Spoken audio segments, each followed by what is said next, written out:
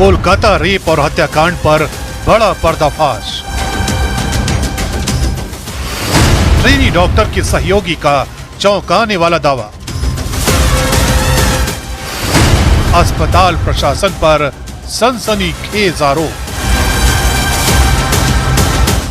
Trainee doctor के साथ हुई बर्बरता की कहानी इस वक्त पूरे देश के सुर्खियों में है।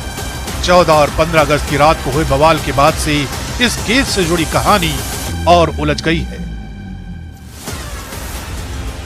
हालांकि कोलकाता की सड़कों पर बवाल करने वालों और अस्पताल में तोड़फोड़ करने वाले कई लोगों को गिरफ्तार भी किया गया है, लेकिन इस केस से जुड़ी जिस सबूत मिटाने की कहानी का जिक्र किया जा रहा है वो हकीकत में तब्दील होती जा रही है, क्योंकि जिस ट्रेनी डॉक्टर की 9 अगस्त को बर्बरता के साथ हत्या की गई, उसके जूनियर सहयोगी ने आरजी कर अस्पताल पर चौंकाने वाले आरोप लगाए।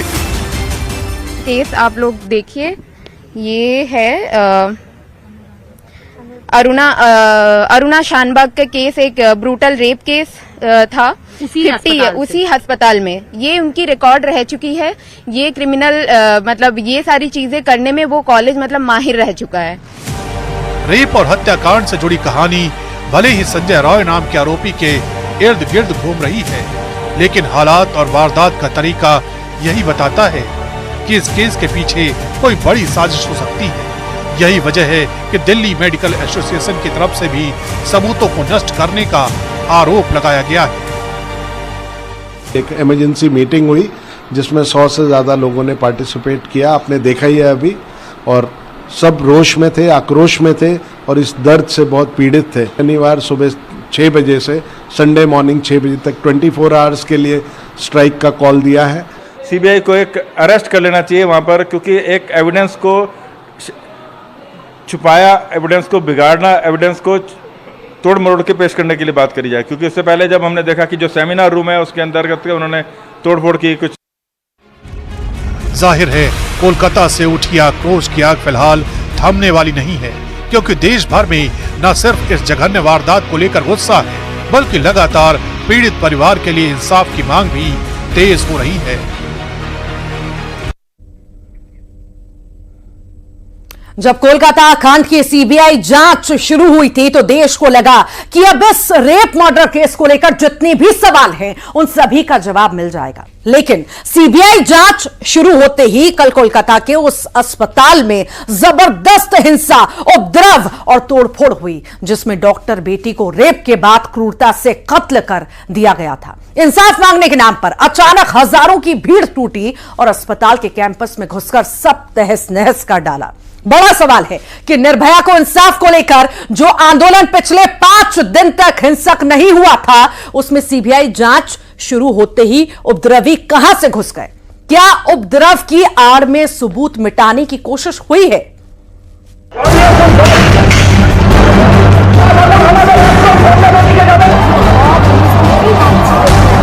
आधी रात को कोलकाता की बेस्ट पुलिस बेबस पुलिस बन गई। आधी रात को कोलकाता में गुंडा राज कायम हो गया। आप यहाँ का कंडीशन देख सकते हैं, हजारों के संख्या में ये मॉब आया है, हम लोग पे अटैक भी किया है। आधी रात को 1 घंटे तक 5000 उपद्रवियों की भीड़ ने कानून के रखवालों को तमाशबीन बना दिया। कल शाम को ही बंगाल की सीएम ममता बनर्जी ने बांग्लादेश से बंगाल की तुलना की थी। कहा था कि बंगाल में बांग्लादेश जैसा माहौल तैयार करने की साजिश हो रही है। ममता के इस बयान के कुछ ही घंटे बाद बंगाल में बांग्लादेश जैसी तस्वीर देखने को मिल गई। लोगों ने हम लोग पे अटैक किया, अभी हम लोग छुप के दौड़ के सभी भागे हैं। ये वीडियो बनाने वाला शख्स खुद को आरजी कर मेडिकल कॉलेज का एक रेजिडेंट डॉक्टर बताते हुए क्या कह रहा है, आप भी सुनिए। हम लोग यहाँ के रेसिडेंट्स डॉक्टर हैं।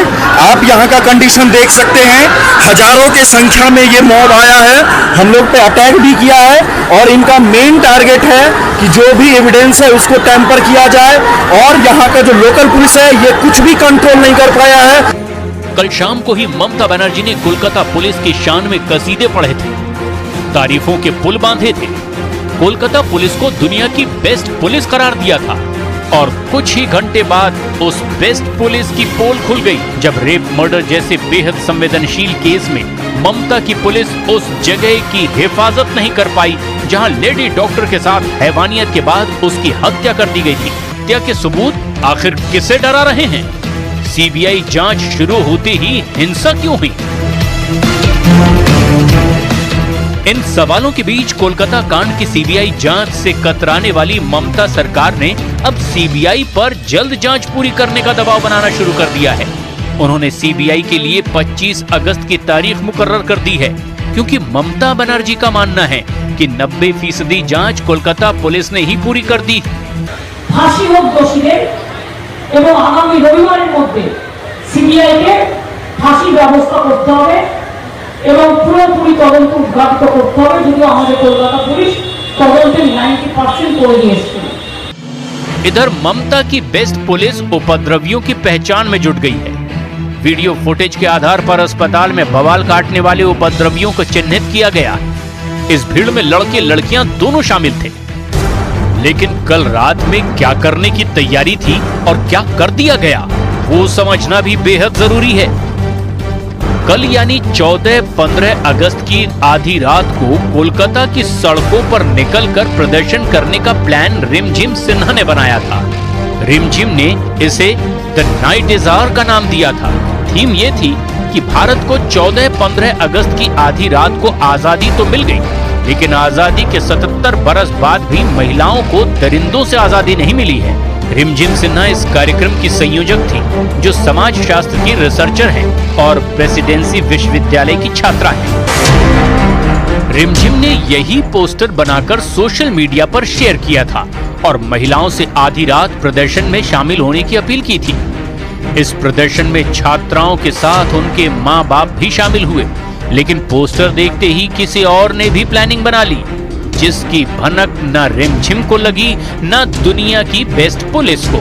ममता बनर्जी भले ही अपनी पुलिस की पीठ थपथपाते थक नहीं रही हों, लेकिन रक्त रंजित राजनीति वाले बंगाल की राजनीति में कोलकाता में 8 अगस्त की रात से 14 अगस्त की रात तक जो कुछ भी हुआ, उसने बंगाल में कानून व्यवस्था की बदरंग तस्वीर पूरी दुनिया को दिखा दी है। पश्चिम बंगाल में ट्रेनी डॉक्टर की हत्या के मामले में पूरे देश में डॉक्टर स्ट्राइक पर हैं। हालांकि फोडा की तरफ से हड़ताल वापस ली गई थी, लेकिन फिर भी बहुत सारे अस्पतालों में और अलग अलग जो एजेंसियां हैं, अलग अलग जो संगठन हैं, वो अभी भी हड़ताल पर हैं। हमारे डेलीगेशन ने, मैं भी उसका पार्ट था, हमारे नेशनल प्रेसिडेंट, सेक्रेटरी जनरल, हमारे फाइनेंस सेक्रेटरी और मैं खुद, हम जेपी नड्डा जी से भी मिले। उनसे भी हमने डिमांड की इस बारे में। आज हम बहुत खुश हैं कि प्रधानमंत्री ने जो है हमारे जहाँ पे इन्होंने झंडा फहराया, वहाँ से लाल किले से उन्होंने ये कहा कि जो भी ये चीज़ें करते हैं उसका वो घोर विरोध करते हैं। एंड ही हैज़ प्रॉमिस कि कुछ ना कुछ इसके ऊपर करेंगे और हम इसका हल चाहते हैं अल्टीमेटली, क्योंकि ये चीज़ रिपीट ना हो। आईएमए इसको एक लॉजिकल कंक्लूजन पर ले जाएगी। आईएमए इसके लिए सेंट्रल एक्ट की बात कर रही है। आईएमए इसके लिए एनएमसी में प्रोविजंस चाहती है कि अस्पतालों में सेफ जोन बने। सबसे best example RG Kar medical college का है कि जो इंसिडेंट्स हुआ, हम लोग होपफुल थे कि नहीं ठीक है, प्रूफ्स मिलेंगे और उसके लिए एक्शन होगा, और हम लोग बिल्कुल पीसफुल प्रोटेस्ट कर रहे थे। बट उस प्रोटेस्ट के अगेंस्ट जो कल रात में हुआ है, तो अब हम लोग का होप भी था वो भी हम लोग लॉस कर दिए कि अब तो कुछ भी नहीं, हमारे पास प्रूफ नहीं है, एविडेंसेस नहीं है, तो जो इंसिडेंट सबके सामने है उस पर भी एक्शन नहीं हो रहा है। तो ऐसे रोज इंसिडेंसेस इमरजेंसी में होते रहते हैं। एसएसपी सर से हमने सारे कंप्लेन की थी, अपनी मांगे भी रखी थी कि यहाँ पर सबसे पहले तो एक हर जगह लेडी गार्ड होती हैं। ऐसा नहीं है कि लेडी गार्ड लोग अपना काम नहीं कर सकती हैं, परंतु यहाँ नहीं करती हैं, है ना। वो लोग जब भी कुछ भी हादसा होता है या फिर कुछ बहसा बहसी होती है, सबसे पहले वो लोग साइड चले जाती हैं। तो मरीजों को परेशानी हो रही है, कैसे उससे निजात पाएंगे? मरीज कह रहे हैं, उस ओर कह रहे हैं कि दर्द है लेकिन इलाज हम नहीं करा पा रहे हैं, ओपीडी का इंतजार कर रहे हैं। ये तो एकदम आपने जेन्युइन बात कही है, परंतु बात यह है कि अगर हम अपनी मांगे नहीं रखेंगे, अब अगर हम लोग ये स्ट्राइक नहीं करेंगे, एटलीस्ट नॉन एसेंशियल सर्विसेज जो कि ओपीडी हो गया, टेस्ट सेंटर हो गया, ये सब अगर बंद नहीं करेंगे तो हमारी बातें ऐसी भी नहीं सुनी जाती हैं। तो मजबूरी है ये हमारी, हमें भी अच्छा नहीं लगता है। मरीज दूर से आते हैं, गरीब मरीज गांव से चंदा करके यहाँ पर ट्रक का बस का भाड़ा लेके आते हैं, उस हिसाब से वो लोग ओपीडी का इलाज नहीं करा पाते हैं और यहाँ से चले जाते हैं। कल भी आंदोलन जारी रहेगा? कल आंदोलन जारी रहेगा। रिम्स में वही मेन प्रॉब्लम वही है कि सेफ्टी के लिए गार्ड्स का ज़रूरत है जो कि केपेबल हो, जैसा कि मैम ने कहा कि वो बहुत ज़रूरी है, स्पेशली नाइट ड्यूटीज़ के लिए ज़रूरी है। बैरिकेड्स नहीं है, बाउंड्रीज टूटे हुए हैं कहीं कहीं से, तो बाहर के लोग भी अंदर आ जाते हैं।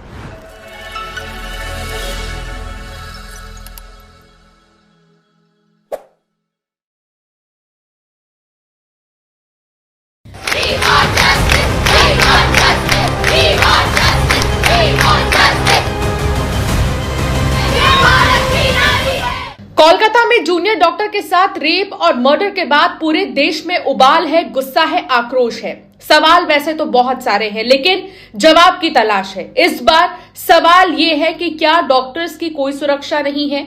धरती का भगवान जिसे कहा जाता है, अगर वही भगवान सुरक्षित नहीं है तो आम लोग क्या सुरक्षित रहेंगे? महिलाएं अगर अपने कार्य करने की जगह पर ही, जहां पर वो काम करती हैं, वहां पर ही सेफ नहीं है तो कहां पर सेफ रहेंगी? वो जूनियर डॉक्टर जो पूरे दिन के 48 घंटे, कभी 36 घंटे, कभी 32 घंटे, कभी 20 घंटे काम करते हैं, उन जूनियर डॉक्टर्स के लिए कोई सेफ्टी क्यों नहीं है? कहने के लिए सिर्फ एक बहुत छोटा शब्द है, ये जूनियर डॉक्टर। लेकिन क्या आपको पता है, यही जूनियर डॉक्टर अस्पताल की रीढ़ की हड्डी होते हैं। बड़े डॉक्टर्स आते हैं, जांच करते हैं, चले जाते हैं, लेकिन मॉनिटरिंग करना, पूरे रात भर पेशेंट के साथ रहना, छोटी छोटी चीजों को देखना, डॉक्टर्स को देना, जूनियर डॉक्टर्स का काम है। लेकिन इन जूनियर डॉक्टर्स को हल्के में लिया जा रहा है और अब जूनियर डॉक्टर्स ने खुद ही मोर्चा संभाल लिया है। देश के अलग अलग राज्यों में जूनियर डॉक्टर्स के प्रदर्शन की तस्वीर सामने आ रही है। कई जगहों पर ओपीडी सेवाएं जो हैं वो ठप हो चुकी हैं, तो कहीं पर बार बार यही अस्पताल प्रशासन की तरफ से कहा जा रहा है कि अब नाराजगी दूर करिए, काम पर लौट आइए। लेकिन क्यों लौट आए भाई? क्या आप हमारी सेफ्टी की जिम्मेदारी ले रहे हैं? और ये मांग लगातार जूनियर डॉक्टर्स की तरफ से की जा रही है कि डॉक्टर्स के लिए वैसे भी कोई सेफ्टी नहीं होती है।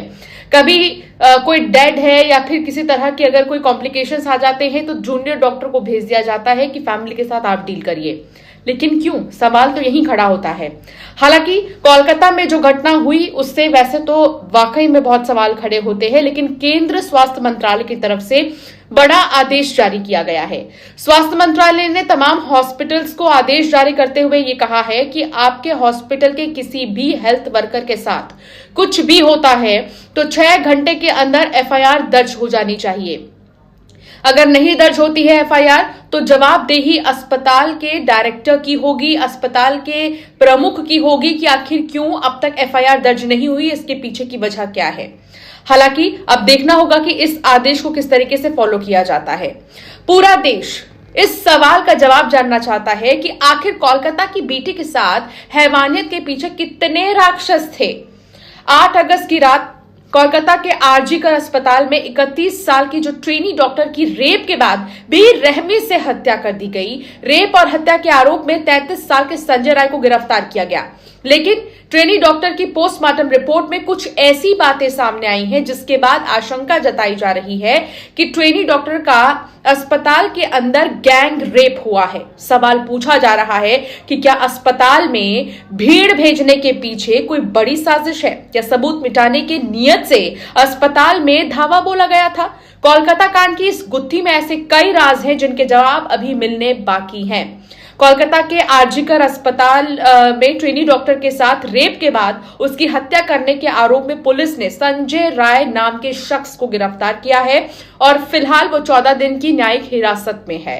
संजय 2019 से कोलकाता पुलिस के डिजास्टर मैनेजमेंट ग्रुप के साथ एक सिविक वॉलंटियर के रूप में काम कर रहा था, इसीलिए क्या इतना ओवर कॉन्फिडेंस में था वो। संजय राय के बारे में हर रोज नए नए खुलासे हो रहे हैं और कहा यह भी जा रहा है कि उसने 4 शादियां की थी।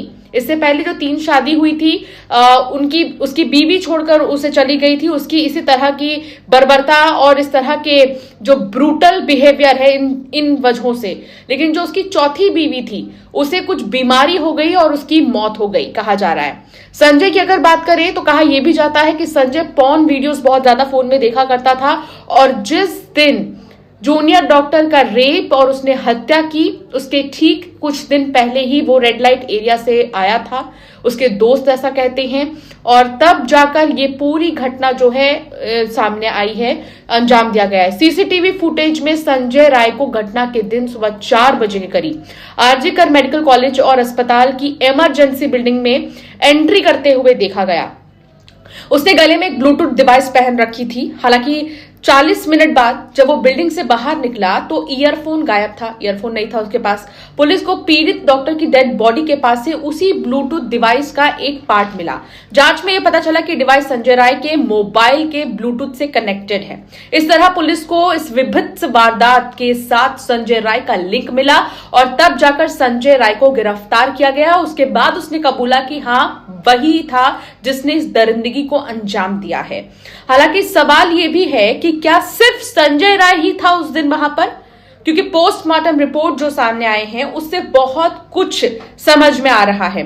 हालांकि अब सीबीआई इस पूरे मामले की जांच कर रही है, तो थोड़ा इंतजार करना होगा और सच्चाई सामने आएगी। तमाम जो डॉक्टर्स हैं उनकी अपनी अपनी मांगे हैं। पहला तो उनका यही कहना है कि सुरक्षा हमें मिले। दूसरा, जूनियर डॉक्टर्स का ये कहना है कि न्याय मिलना बहुत ज्यादा जरूरी है। 31 साल की जूनियर डॉक्टर जो उनके बीच अब नहीं रही, उसे न्याय मिलना बहुत ज्यादा जरूरी है। तीसरा, जूनियर डॉक्टर्स का यह कहना है कि सरकार की तरफ से एक एक्ट जो बनाया गया है उसको लागू किया जाए और ये सुनिश्चित की जाए कि हमारी सेफ्टी और सिक्योरिटी के लिए क्या रोड मैप केंद्र सरकार के पास है। और इसी मांग को लेकर डॉक्टर्स अब प्रदर्शन कर रहे हैं, हड़ताल कर रहे हैं और तस्वीरें हर जगह से सामने आ रही हैं। लेकिन हम और आप एक ही सवाल में उलझे हुए हैं कि क्या वाकई इस बार 31 साल की जूनियर डॉक्टर को न्याय मिलेगा। हालांकि जांच के बाद ही सब कुछ और भी सामने आएगा।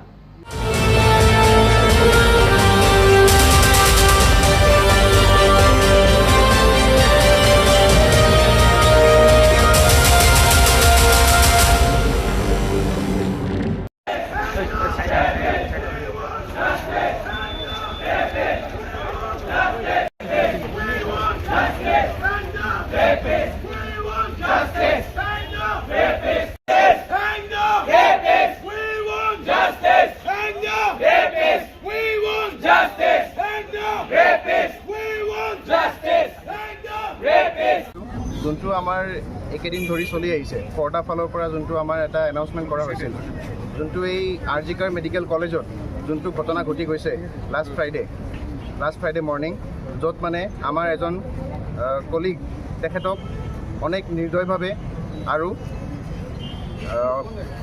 দুৰ্ব্যৱহাৰ কৰি কিনে হত্যা কৰা হৈছে।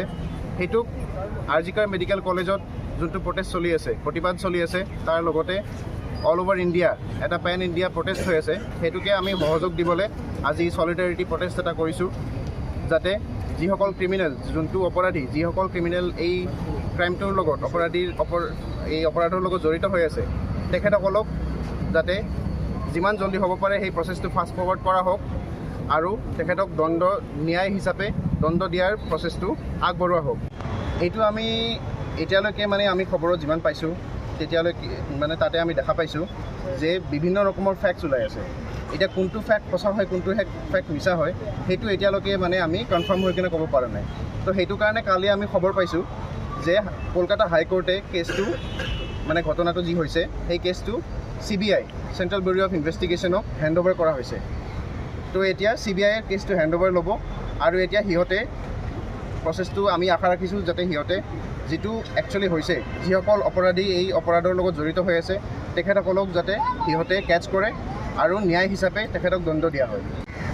ৱেষ্ট বেংগল চৰকাৰক আমি এইটো অনুৰোধ জনাইছোঁ যে আৰজিকাৰ মেডিকেল কলেজৰ ছাত্ৰ ছাত্ৰীসকলৰ ডিমাণ্ডখিনি তেখেতসকলে যাতে গুৰুত্ব দিয়ে আৰু এটা safe and secure environment for doctors, যিসকল চিকিৎসকে আমাৰ ইয়াত প্ৰেক্টিছ কৰে মেডিকেল কলেজত, এটা সুৰক্ষা আৰু নিৰাপত্তা দিয়ে ভৰপূৰ এটা পৰিস্থিতি বা পৰিৱেশ এটা সিহঁতে ডিজাৰ্ভ কৰে। তেতিয়াহে আমি নিস্বাৰ্থভাৱে আমি আগবাঢ়ি যাব পাৰিম আৰু কাম কৰিবলৈ আমি সাহস পাম। কাৰণ আমি ইয়াত কণ্টিনিউৱাছ ডিউটি কৰিব লগা হয়, তো তাৰ মাজতে আমি ৰেষ্ট ল'ব লগাও হয়। তো সেইটো কাৰণে যিসকল জেগাত মানে আমাৰ ধৰি লওক ডক্টৰ্ছ ৰুমে হওক বা আমাৰ ৱাৰ্ডে হওক, তাতে যাতে proper security proper CCTV camera যাতে ইনষ্টলেশ্যন কৰা হয় এইখিনি সকলো চিকিৎসালয়ৰ প্ৰশাসনক মই অনুৰোধ জনালোঁ আৰু ৰাষ্ট্ৰীয় চৰকাৰ আৰু কেন্দ্ৰীয় চৰকাৰ সকলোকে মই অনুৰোধ জনাইছোঁ যাতে চিকিৎসকৰ নিৰাপত্তা আৰু সুৰক্ষাৰ বিষয়ে বিশেষ গুৰুত্ব দিয়া হয় আৰু যাতে বিশেষ ব্যৱস্থা লোৱা হয়।